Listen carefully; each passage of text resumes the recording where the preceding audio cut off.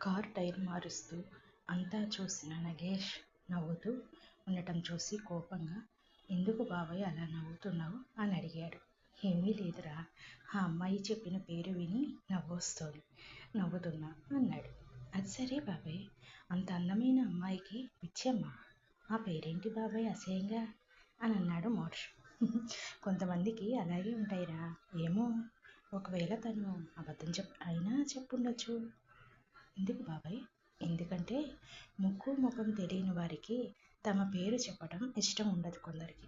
సరే కానీ టైర్ మార్చేశాను, పద ఇంటికి వెళ్దాం, ఇప్పటికే లేట్ అయింది అని అనడంతో ఇద్దరూ కలిసి ఇంటి దారి పట్టారు. హలో ఆంటీ, నేను హైదరాబాద్ వచ్చాను, క్షేమంగానే ఉన్నాను, మీరు జాగ్రత్త, నేను వచ్చేంత వరకు ఎవరు బయటికి రాకండి అని చెప్పి ఫోన్ కట్ చేసింది ఆమె. తర్వాత గుడికి వెళ్ళి, దేవుడా, నేను ఇక్కడికి వచ్చిన పని